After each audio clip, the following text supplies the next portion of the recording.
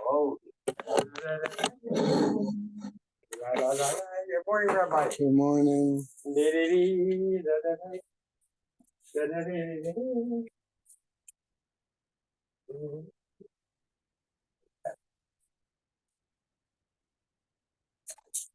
How many fellas do we have participating in the daf, would you say?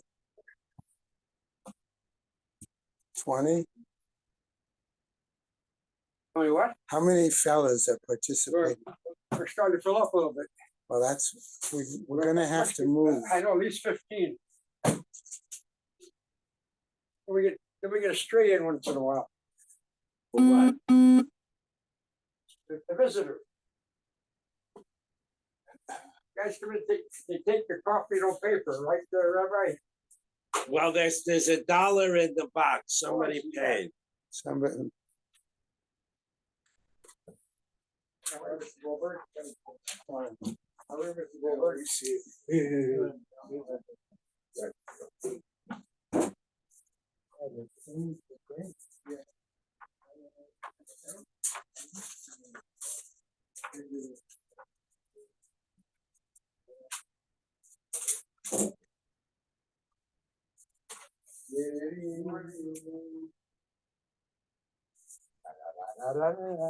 For whom are you saying Kaddish?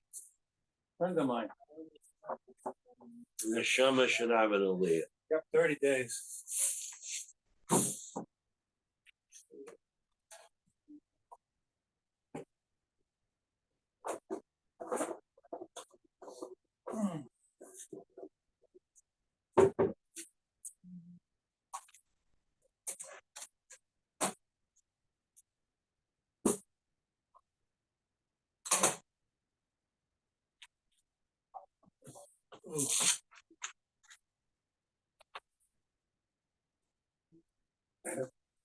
What's wrong? Good? Yeah, some guy is supposed to deliver my car this morning. Wow. Maybe, or you don't know yet? No, he said he was going to come either 8 o'clock or 9 o'clock. Waiting to hear from him, so I started running to the security gate. Ah.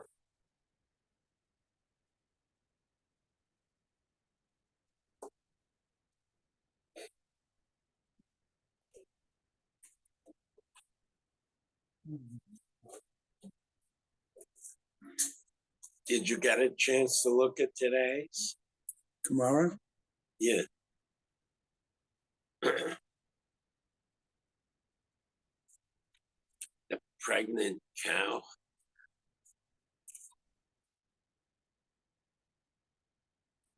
One of those cows, she must have had a lot of hormonic raging for a female cow to go after a bull.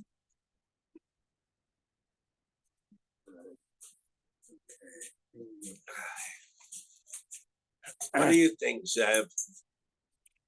Do you think the female's more dangerous or the male? Always the female's more dangerous. That's why they call it a black widow spider, remember?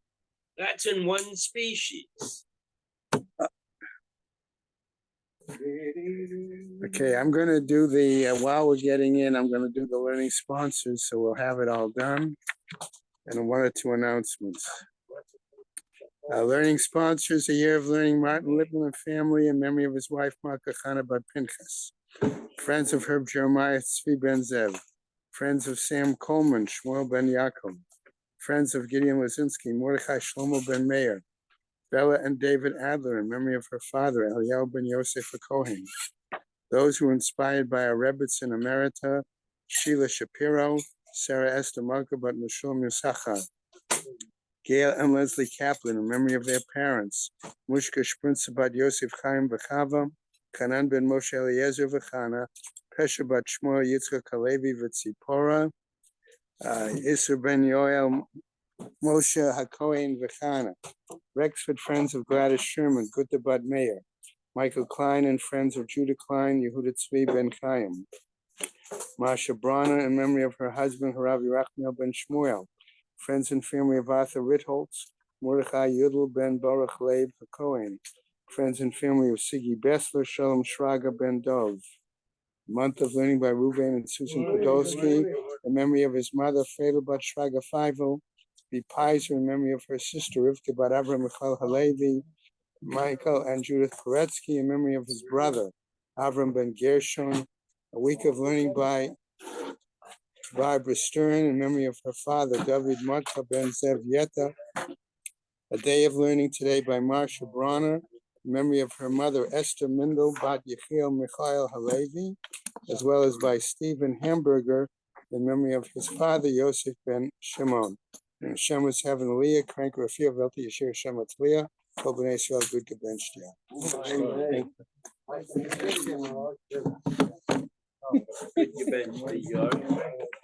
Gentlemen, I need everybody's attention for a moment, please. Okay?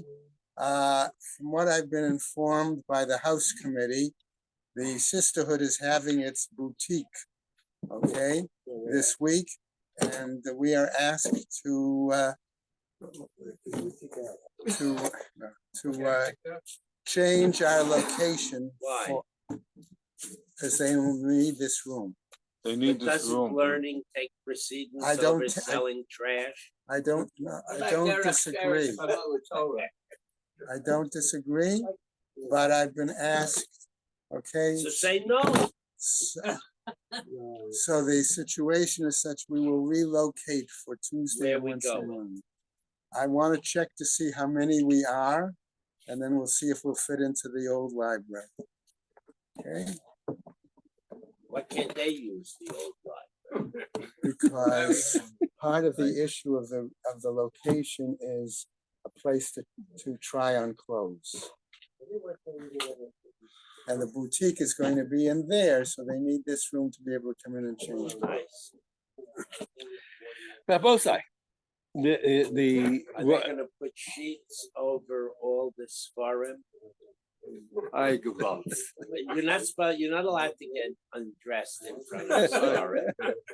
There are halachas. Of course, this shul doesn't know that, but maybe it could learn. Babosai, I'm going to start the class. Yeah. We have one of the incredible things I discuss a lot of times is that if you think about it, since everything in the Torah is in instructions from HaKadosh Baruch Hu, and we want to do what HaKadosh Baruch Hu taught us, whenever we weren't sure of anything, we would have to obviously just be stringent because we don't want to transgress the word of God. Okay? At least in Svara. So tons of cases where we cannot absolutely determine the facts would be left up in the air. But the Torah gave us a number of tools to shortcut, which without the Torah revealing them, we never would have done them. So for example, the Torah teaches us to follow majorities. Okay, it's a tremendous gift. And so all of a sudden, here, even though we can't absolutely prove that the facts of a case are a certain way, there are cases where the Torah tells us, take the majority and follow it. And that's sufficient. Then you can decide halacha on the basis of numerical majority. Gigantic shortcut for us. We wouldn't know what to do. God said do it. Another example, the Torah told us, for example, that even if we don't know the facts, we didn't witness the facts, we can find two Jews, and after determining that they are reasonably honest, we can let them tell us what the facts are, and at least in the courtroom, we can rely on what they tell us to determine the halacha. Incredible. A third thing that the Torah did is called chazaka. Chazaka will define it for the moment as a status quo. Also, a tremendous chiddush that even though we cannot mathematically conclusively determine the facts, the Torah will allow us to assume that a prior status quo is still the fact. These are gigantic. Had God not revealed these things, we would never have the chutzpah to apply them. You see, we never would have the chutzpah to apply this thing. But once Hashem revealed them, so we do. Now, the word chazak is a funny word. I said the word status quo, but chazak also, in our terms, it can be referred to physical possession, which is also a type of status quo. You understand? But we talk about chazak of physical possession. In general, everyone knows that we have a rule that the possession determines a very, very great deal in terms of monetary law. And it means what? That the person, in general, we say that a person who is in possession doesn't have to prove that they own what they have. Somebody who wants to say that they don't own it has to prove that they don't own it. I said anybody who wants to extract something from someone else's possession has the burden of proof, and the person in possession has no burden of proof to defend his ownership. Okay, we'll discuss the connection between that and the other way I said to you, Chazaka, but in general, that is the rule. However, there's a famous machloket between the rabbis and sumchas. What is that argument? Even though also sumchas, an individual opinion, agrees that in general the status quo, the physical possession is sacrosanct, and you cannot pull something out of someone else's possession without proof. Nevertheless, Sumchas has a unique opinion, and he says that when a case itself, not the claims of the claimants, every time two people argue, there's a doubt. He says this belongs to me, this belongs to me. When people argue, they created that. We don't mean a doubt that's created by the claims of the plaintiff and the defendant, but when there's a doubt, with the actual case in front of us is itself presents us with a doubt that we cannot determine. Sumcha says in that case, it is the equivalent of both people being in possession. It's an incredible thing that the advanced class is another time. I said, but it's like both. And therefore, since they're both in possession, nobody has to take it out of anybody else's possession. And as we'll see later in Baba Metzia, okay, such a case warrants splitting the property. Why? Because everybody's in possession under various circumstances. But it won't. Exactly, similar to the talus, exactly, similar, but it's not, because later we're going to discuss the difference. But I'm saying to you, but we can understand there's a logic. If both people are in possession, there's a logic to say what they should split the possession, because everybody's in possession. Okay, good. So Sumcha says when the facts of the case make a doubt, it's as if both people are in possession. Okay, good. The rabbis, we'll see in a minute. The rabbis don't agree, and we'll also understand. We'll understand that. So far, so good. So now we're going to learn a Mishnah, and I'm giving away the secret beforehand. Okay, which is really according to the opinion of Sumchas. Later, we're going to analyze it and understand how it works, what the argument of Sumchas is, and the rabbis, and how the Mishnah works. But that we want to make it easy. So our Mishnah is actually going to be an example of the individual opinion of Sumchas, that when the facts of a case make a doubt, that we split the difference. Okay, that was what. So we said in the beginning of the Mishnah, Shor Shanagas Sapara, one ox gored a cow, and that cow, which was pregnant, when we finally get to the scene of the damage, we find her miscarried baby on the side, her dead baby on the side. Then Yadua, the dead baby, yeah, and we don't know if the birth took place before the ox was gored, in which case the goring brought about the death of the baby. Pardon me, if it was born before, and therefore what we know that the goring did not bring about the death of the baby. Or no, only after the goring that the baby was born, and we say what? That the baby was miscarried because of the goring. So now we're in doubt. We know that the ox damaged the cow. We don't know if the ox damaged the fetus. The fetus has its own value. What's the halacha? So he pays half damage for the cow, because that's what any unwarned ox has to do. And is only going to pay, even though normally you would pay what a tom would pay half damages, since we don't know if the baby was damaged or not. So he'll pay half of the half. He'll pay one. He'll pay a quarter. I'll pay a quarter of the damage to the baby. Why? Because we don't know. Maybe yes, maybe no. So he pays half. We split it, and that's what I told you. That's okay. Now the opposite way. Okay, or the opposite. Let's say a cow gored an ox, and this is a pregnant cow. And the goring cow's baby is found next to her after the scene of the crime. We don't know if it gave birth before it gored, in which case the baby was not part of the goring. Okay, or no, it gave birth after it gored, in which case the baby was part of the goring. Now you remember that a tom pays its half damage is limited by the value of what? Of the body of the damager. Now we don't know how much is in the pool to pay. Is it the cow plus the fetus or the cow without the fetus? What do we do? So mishtalem, okay, chatzi nezek min hapara. So what he's going to pay? Now this is a shocking language, because in this direction it makes no sense. he's going to pay half that the cow. He's going to pay half damages from the cow and a quarter damages from the baby. Well, wait a second. How much does that farm pay? Half damages. We just said now you're going to pay 3/4 damages. Half the damages to the ox are going to be paid to the cow, and a quarter of the damages to the ox are going to be paid to the baby. You're going to pay. Whoever heard of such a thing? It makes no sense. We're going to explain it in a minute. But at first reading, it's completely ununderstandable. Unless you add the words up. Oh, so we'll explain in a minute. Okay, Amrav Yudamar Shmuel. Okay, now we're going to just explain the opening, but like I explained, this is already I already told you this, but we're going to see. It says Amrav Yudamar Shmuel says Zu divrei Sumchas. This is the opinion of Sumchas who said Maman Amuta Basafek Kolkin, that whenever the case, okay, has a doubt on its own merit and not due to the claims of the claimants, we split it, and that's why. So, for example, when we open the Mishnah and we don't know whether the ox damaged the baby or not, the ox will pay only half of the half damages of the baby, 1/4, because we're going to split it, the difference between the gorer and the goree. Why? Because we're saying, as Tosfos says in other places, it's as if both of them were in possession. Our Chachamim, the rabbis say no. We even in a case where the case presents a doubt, Zakal Gadol Bedin. This is a great general rule in monetary law. Hamotzi mechavero olav haraya. Anybody who wants to extract from their friend, okay, anybody who wants to violate the possession of someone else to get money must bring a proof, and without a proof, they get nothing. Okay. All right. Now, now we're going to have a digression. We're going to come back to this point only on the second side of the page.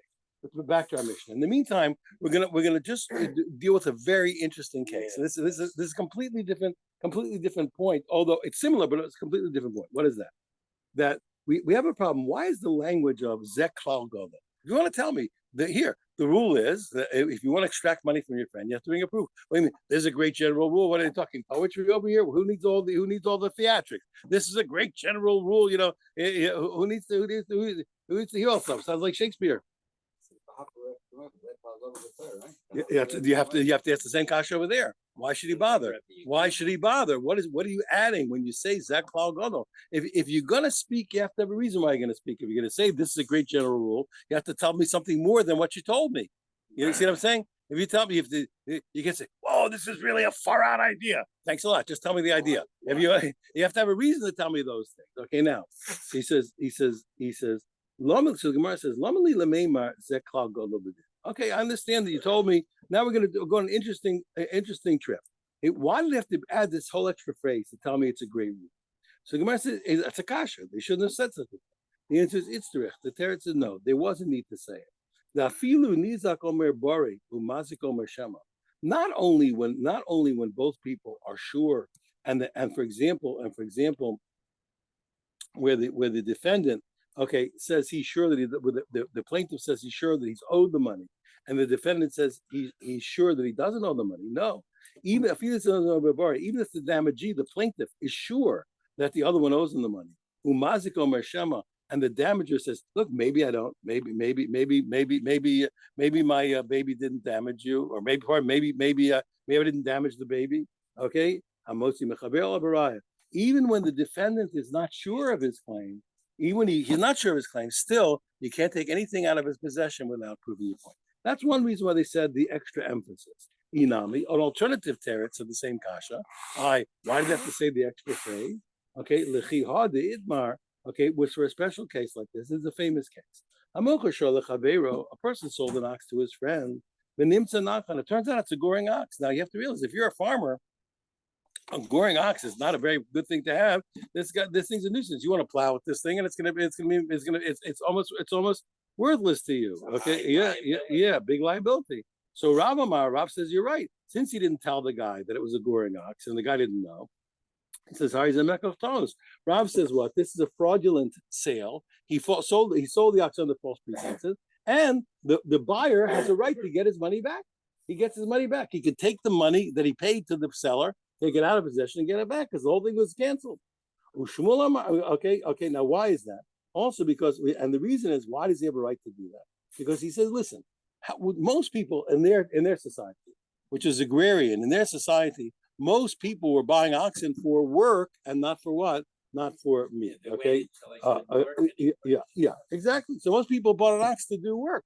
And a meat ox, an ox that you're going to shech, sells for much less than a working ox. Okay, so since what most people buy working oxen, we have the buyer says, listen, I'm like most people. That proves my point. The majority proves my point. And this sale was for a working ox, and you gave me a meat ox that I can only shech.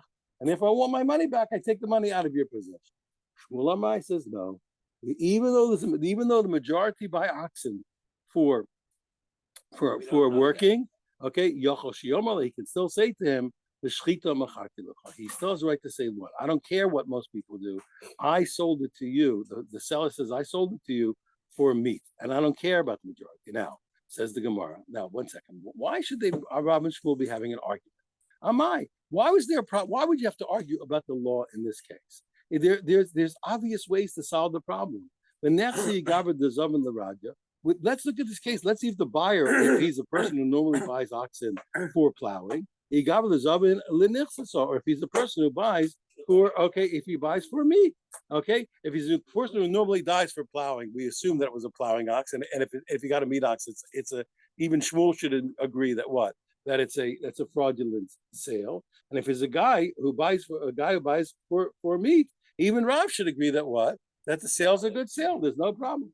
Lo tzricha. No, the case where they're arguing is in this case. It's a person who buys for both. So I can't use the buying history of the buyer to determine what the deal was. That's what they've been arguing. Furthermore, still, so Gemara says, so what? I can still determine the case without getting into Rav and Shmuel's argument. Let's look at the prices. I remember I just told you before, a plowing ox sells for much more than what? Than a meat ox. A meat ox is a one-time kill it, eat the meat. The plowing ox you can plow, you'll shecht it later, like you said. The nechsi demei radia l'radia. Why don't you look at the price? Did he pay? Was the deal for the cheap price of a meat cow? Demei nechsasa the nifsar if it's a key or for the expensive price of a plowing ox. Let's say it was for. Pardon me. Oh, sorry. I said backwards. Let's see if it was the expensive price of plowing for plowing. You may nifsa, or if it was the lower price of meat, then it was a meat ox. Okay. When it says low, he says, I'll tell you, I still can't determine it. Why? Why the oker bisu b'kabi d'meirad? It turns out that this particular week or month, meat has risen in price to such a degree that the price for a shechting cow and the price for a plowing cow are the same. Okay, Army says 1 second. Okay, good, you got me. You got a case where they can argue, but I still don't understand why should Rav why should there be an argument here? What's Rav saying? Oh, it's a fraudulent sale. The salesman has to give the money back to the guy who sold it. Now, I want to tell you something. What are the rules of payment? Remember, we learned earlier by Nezikin, the rule was a person that did damage has an option. He's not obligated to pay cash to the person that he damaged. He's allowed to give him a specie. He can pay him in kind, anything that has value. When it comes to paying a worker, you're obligated to go out and get money. If you don't have money, you have to go out and get cash. You don't have it, go get it. You got feathers, you got to sell them. You got to go out and get money to pay your workers. You can't give them feathers. But what's the rule of a debtor? A debtor falls into the middle. A person who owes money it's like this. If the person who owes money has money, he has to pay money. If he doesn't have money, he's allowed to pay what? He's allowed to pay in specie. Okay, so that's the three rules. So over here, remember, the person, the seller who is now found, let's say, who we're found guilty of a fraudulent sale, so now he owes the buyer the money. Well, we're saying, well, then what's the case? So what's the buyer saying, you give me that money, and the seller saying, no, I won't give you the money. Why does Rav have to give a ruling? What's the big deal? He says, if the owner doesn't have the cash, what's the problem? Why should we be fighting about it? Let the buyer, in any event, even if it's a fraudulent sale, let him take the cow in place of the money, because you just told me the meat was the same value as what? As a plowing cow. So he's got the value that he claims. He claims he's supposed to get a plowing cow. Here he's got it. The Amri Inchi, because everybody says, when a person owes you money, take even the worst stuff. You collect what you collect. So what's the problem? Why is it practically? What's the argument? There's still a practical difference. The guy does have the money. Okay, and therefore what? And the buyer is saying, listen, I don't want the meat. I want the money. I want the money. And the guy sells saying, no, I want you to take the meat. Rav Amar has the mekaktos. Rav says what? This is a fraudulent sale. Zil basaruva. You have to follow the majority, like the Torah tells me in so many places. It's since most people buy cows for plowing, that we can use the majority to prove the case of what? To prove the case of the buyer and say that it was a fraudulent sale, that he got a meat cow, and he can force the seller to give him what? To give him his cash back and to take back the meat for himself and go have and make his own barbecue. Shmuel says no. Shmuel says he's allowed to say to him no. He says, even though the majority supports what? The seller can say, even though the majority supports the claim of the buyer, since most people buy for plowing, he can say to him, I don't care. I sold it to you as a meat ox. You wanted a plowing ox, you should have said so. You should have specified in the deal. We don't follow the majority. Okay, and okay, why? When do we follow the majority? When it comes to all our laws of prohibitions and kashrus and all these things, that's when we follow majority. When it comes to monetary cases, laws, we don't follow the majority. Why is that? Because the majority is fighting against the minority, and it's fighting against what? A chazaka, a possession. Yeah. The same ox could be used for meat or for plowing. Right? They have a different price. And it's true. It's true that a plowing ox could be shechted, but an ox that can only be shechted is much cheaper than an ox that can plow. That's my prerogative. I'll work it, and when I want to shecht it, I'll shecht it. So an ox that I'm going to work is much more expensive than an ox that I'm going to shecht. Okay, so if someone buys, let's say someone a meat ox, he pays less money. Yes. He says, you know what? I'm going to use this ox for plowing. It's his business. Nobody stopped him. The question is, what's the deal? What was the deal? I sold you an ox. That's not good for plowing. You want to plow? That's your business. Okay, that's have it. to give back money as far as a fraudulent sale. It was a fraudulent sale because you gave me a thing that's no good for plowing. The trailer. Yeah. Bought a car, you buy the parts, you put it for driving. Right, You exactly. know, a better Take a brand new analogy- car A and better use it for parts. analogy is Who would do you that? thought the car. How did you answer the question? trailer, and it can't. What is this So you say including to the guy, I explain wanted it, to right? pull my We trailer. did. We did. The first answer was maybe I didn't specify. The first answer was that it's called Gadol to tell me to tell me that even if the defendant says he's sure, and the second reason is to tell me this principle that we've been saying that even when the majority supports when the majority supports the claim, still we say that claimer has to bring a proof against the one who's in possession. So even in a case where even against the majority, we say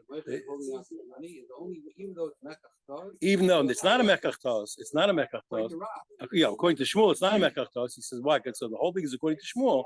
We're saying what? To tell you that even when the majority supports the claim, it's still called, we still say what? That the claim does not get it. Then we say it's a klal gadol b'torah, that even when he's against the majority, according to Shmuel. Okay, I'll bicker with you afterwards, but I'm telling you, I'll bicker with you afterwards, and I want to say it's according to Shmuel. Okay, now, so that's the principle. Now, furthermore, okay, now.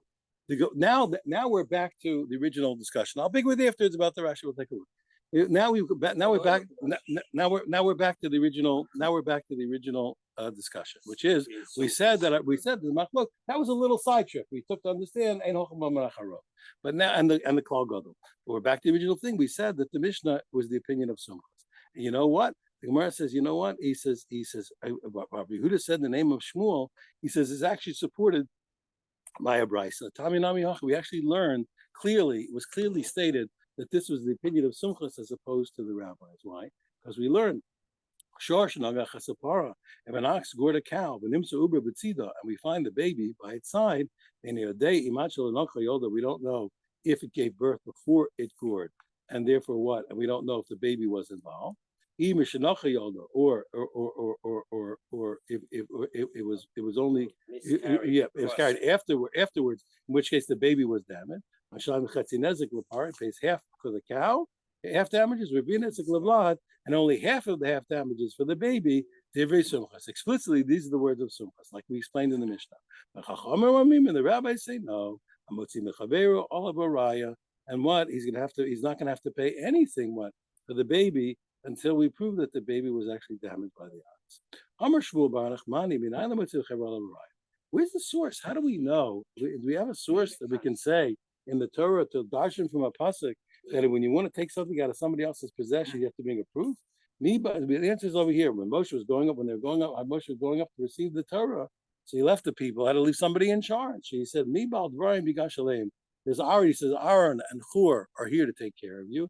Anybody who has a claim, Mi bal dvarim bigashalem, anybody there should approach them with their court case.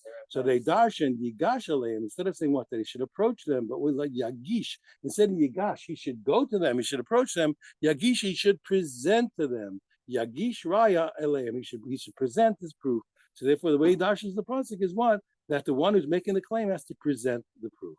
Maski Flora Bashi Rashi, get out of here. He says that's not what that pasuk is here for. He says that pasuk is here for an entirely different reason.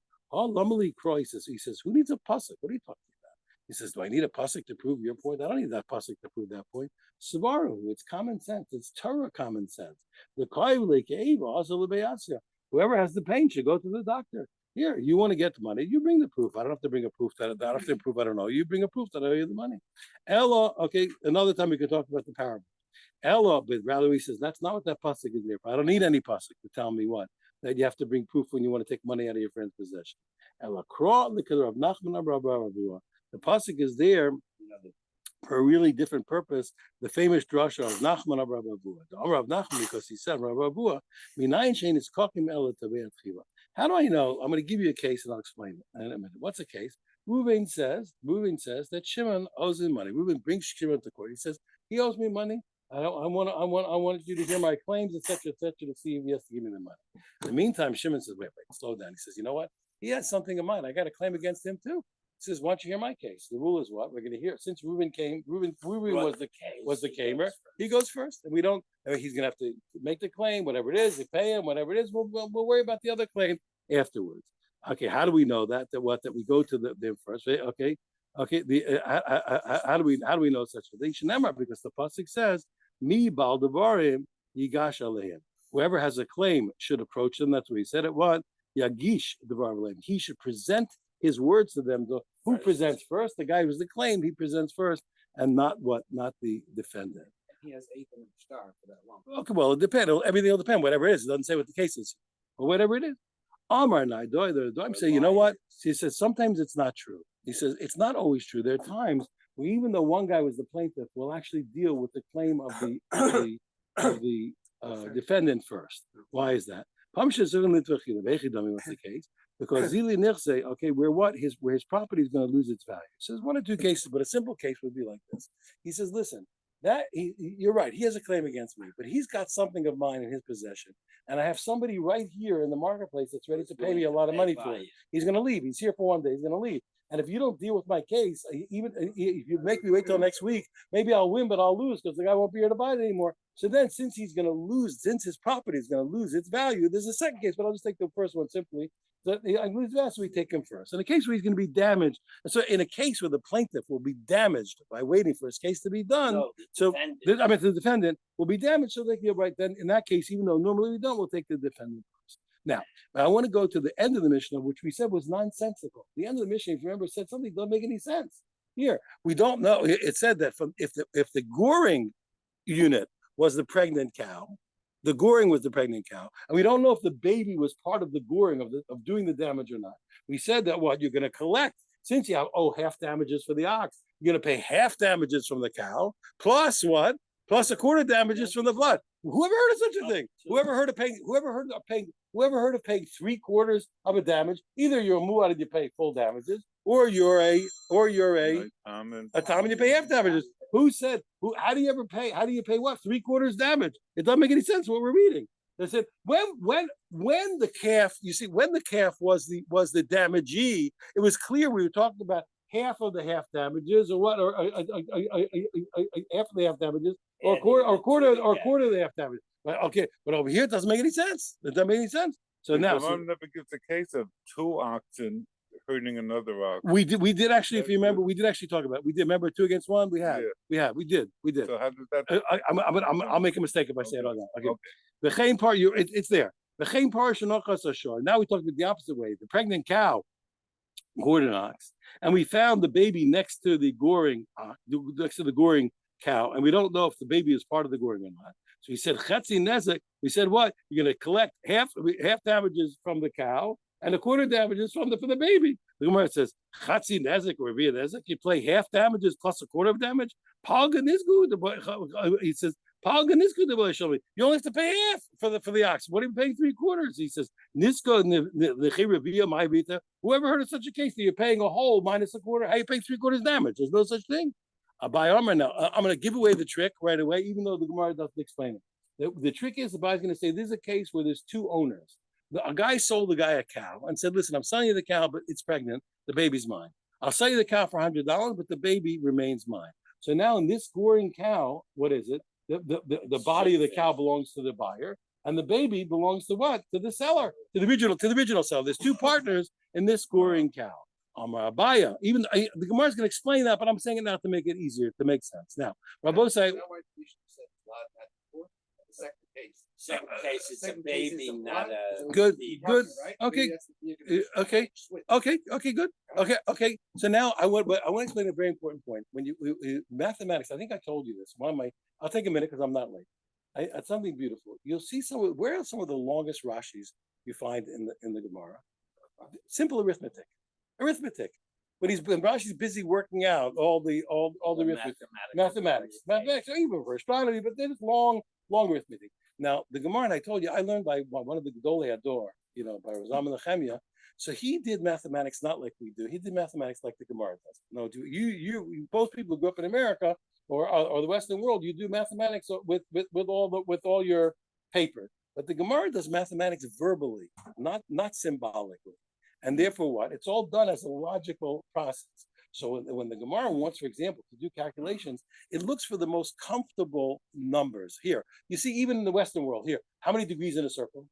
You could have said 1,000, you could have said 10,000, a million. The 360 is a convention, okay? Why? Because it's a very manageable, it's an easy number to work with. Problem that is the Gemara uses. Yeah. Well, I'm going to talk about all these things, but we go to easy numbers. So what does the Gemara do? The Gemara does its calculations by finding comfortable fractions or comfortable multipliers or divisors and uses them.